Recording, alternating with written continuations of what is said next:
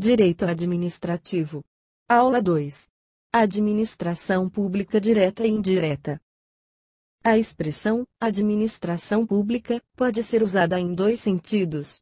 A administração pública em sentido subjetivo, formal ou orgânico designa os entes que exercem atividade administrativa. Pessoas jurídicas, órgãos e agentes públicos. A administração pública em sentido objetivo, material ou funcional designa a natureza da atividade exercida pelos referidos entes. É o mesmo que função administrativa. A existência da administração indireta decorre da necessidade de descentralização das atividades administrativas, para que o serviço seja desempenhado com mais eficiência. O Decreto-Lei 200, de 1967, estabelece o princípio da descentralização. Alguns elementos do artigo 10 nos ajudam a compreender o motivo da descentralização. Leia em sua tela. Se necessário, dê pause, para ler com mais conforto. O Decreto-Lei 200, de 67, apresenta algumas espécies de descentralização dentro dos quadros da administração federal, distinguindo-se claramente o nível de direção do nível de execução. Trata-se de uma distribuição de funções dentro da mesma pessoa jurídica. Por exemplo, dentro da União, dentro do Banco do Brasil, dentro do INSS, e assim por diante. Esse tipo de descentralização é chamado de desconcentração, criando-se uma nova pessoa jurídica vinculada à administração, especializada em determinada função. É a chamada descentralização administrativa. Veremos mais sobre isso adiante. No tema da administração direta e indireta, esses dois tipos de descentralização são os mais importantes. O Decreto-Lei ainda apresenta a descentralização por colaboração, em dois sentidos: colaboração entre entes federativos e colaboração com os particulares. Essas duas hipóteses são estudadas no tópico Contratos Administrativos, que será visto numa aula futura. Como vimos, na desconcentração, ocorre uma distribuição interna de funções. No caso da União, por exemplo, suas funções são distribuídas em ministérios. E, dentro de cada ministério, há uma outra divisão de funções. O mesmo ocorre com estados e municípios. Aí está um exemplo real de desconcentração. O Ministério da Cultura é dividido em diretorias, secretarias, representações e órgãos colegiados. Pause a apresentação para ler melhor. E para não esquecermos que o direito administrativo também se aplica ao judiciário e ao legislativo, aí está a desconcentração no âmbito do Supremo Tribunal Federal. Não esqueça de pausar sua apresentação, para que possa ver melhor. Espécies de desconcentração. A doutrina classifica as desconcentrações em diversas espécies, segundo o critério empregado para repartir as competências entre diversos órgãos públicos. Desconcentração territorial, ou geográfica, é aquela em que as competências são divididas a partir da delimitação das regiões em que cada órgão pode atuar. A característica fundamental dessa espécie de desconcentração é que cada órgão detém as mesmas atribuições dos demais, variando somente o âmbito geográfico de sua atuação. Por exemplo, as subprefeituras e as delegacias de polícia. Nesse mapa do município de São Paulo, vemos a divisão territorial das subprefeituras. Cada uma tem as mesmas funções das demais. O que distingue essa desconcentração é o âmbito territorial em que cada uma pode atuar. É um exemplo de desconcentração, porque há uma divisão de tarefas dentro da prefeitura, ao dividir-se em subprefeituras. Desconcentração material, ou temática. É a distribuição de competências, através da especialização de cada órgão em determinado assunto. Por exemplo, a União se desconcentra em ministérios, cada um especializado em um assunto determinado. Desconcentração hierárquica, ou funcional. Utiliza como critério para a repartição de competências, a relação de subordinação entre os diversos órgãos. É o caso dos tribunais administrativos, em relação aos órgãos de primeira instância. Note que a subordinação existe em todos os casos de desconcentração. Mas aqui, na desconcentração funcional, a subordinação é escolhida como critério principal para a divisão de competências. Desconcentração. Os órgãos públicos. Como você pode perceber, dentro do tema da concentração e desconcentração, o conceito de órgão público é fundamental. O órgão público é um núcleo de competências estatais, sem personalidade jurídica própria. É por isso que a lei define órgão público como unidade de atuação integrante da estrutura da administração. Os órgãos públicos não são pessoas jurídicas. São divisões internas de uma pessoa jurídica. Por isso, também recebem o nome de repartições públicas. Como não possuem personalidade jurídica própria, não podem ser acionados judicialmente. Se uma ação judicial for equivocadamente dirigida contra um órgão público, deve ser extinta sem julgamento de mérito, por ilegitimidade de parte. A ação deve ser movida contra a pessoa jurídica a qual o órgão pertence. Por exemplo, se um veículo do Ministério do Meio Ambiente causar dano a terceiro, a ação deve ser dirigida, não contra o Ministério, que é um órgão, mas contra a União. É ela a pessoa jurídica que causou dano. Da mesma maneira, é a União que pode entrar com ações judiciais, não o Ministério. É a União que assina um contrato de compra de material, não o Ministério. E assim por diante. Capacidade processual especial dos órgãos executivo, legislativo e judiciário. O exemplo do automóvel faz lembrar um aspecto muito importante. Os poderes executivo, legislativo e judiciário também são órgãos. Por isso, muitos autores preferem afastar a expressão poder para utilizar a palavra órgão. Para eles, o correto é dizer órgão executivo, órgão legislativo e órgão judiciário. Esses poderes, ou órgãos, não têm personalidade jurídica própria. Se o automóvel em questão pertencesse ao Senado Federal, a ação deveria ser proposta contra a União. Se pertencesse à presidência do Supremo Tribunal Federal, deveria ser proposta também contra a União. Perceba que os três poderes não são pessoas jurídicas. Apenas órgãos de uma pessoa jurídica.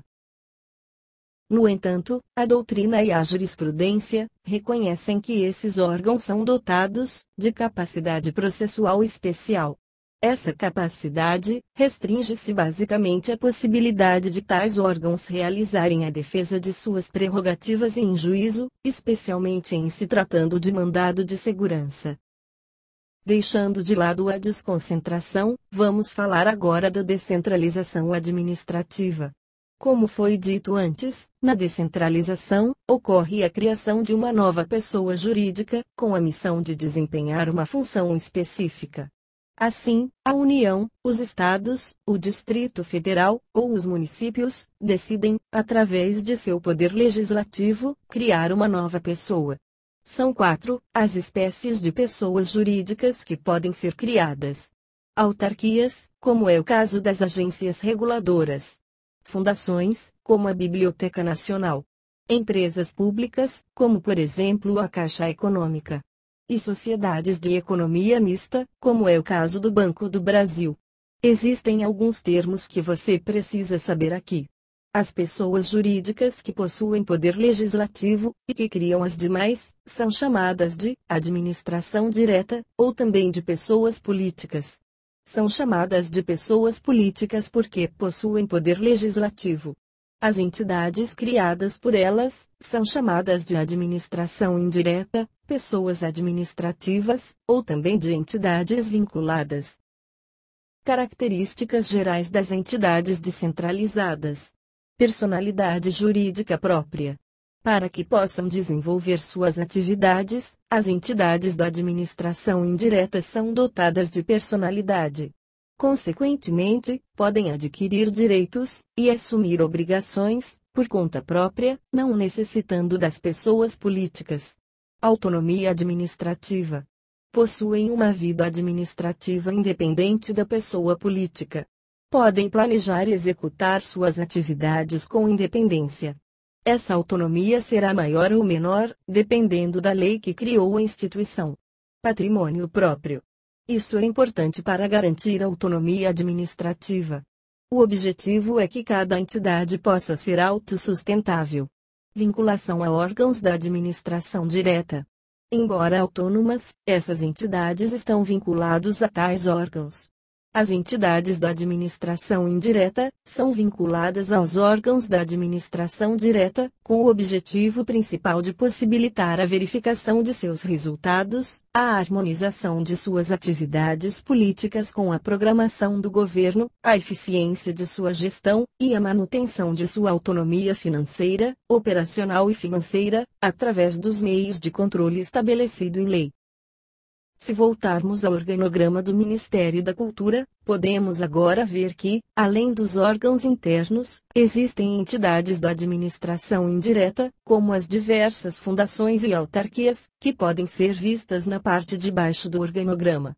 Note que há uma linha azul e uma linha vermelha, ligando órgãos e entidades ao Ministro da Cultura. Como se vê aqui, a linha azul significa uma relação de subordinação. E a linha vermelha, uma relação de mera vinculação. Quando há subordinação, significa que os órgãos são dirigidos pelo órgão superior. Devem obediência a ele em todas as suas ordens administrativas.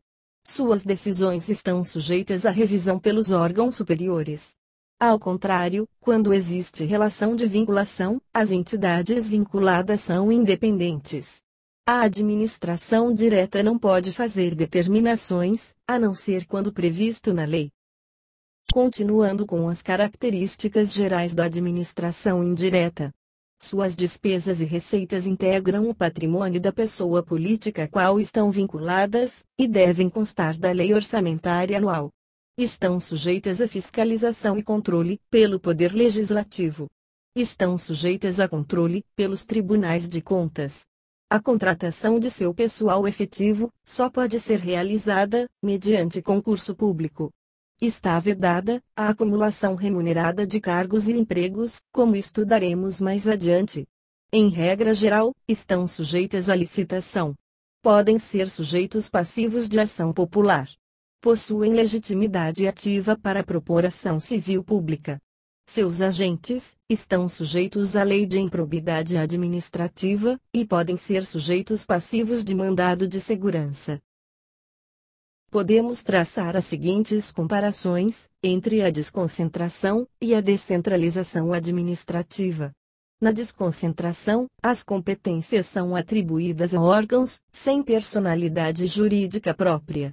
Na descentralização, são atribuídas a entidades com personalidade jurídica autônoma. Na desconcentração, os órgãos não podem ser acionados diretamente, com exceção dos que possuem capacidade processual especial. Já na descentralização, as entidades respondem pelos prejuízos causados a particulares. Veja o exemplo do artigo 8º da lei que criou a Anatel. Quando estabelece que fica criada a Agência Nacional de Telecomunicações, vemos como o Poder Legislativo da União prevê a criação da agência. Quando fala que se trata de uma entidade, percebemos a personalidade jurídica própria, já que o termo entidade só se usa para pessoas jurídicas. Quando se estabelece que a agência ficará vinculada ao Ministério das Comunicações, percebemos o aspecto da vinculação. No parágrafo 2º, do mesmo artigo, também podemos ver outras características. Pause a apresentação para tentar encontrá-las. Você conseguiu? Estão aqui. Antes de fazermos a revisão dessa aula, um aviso rápido.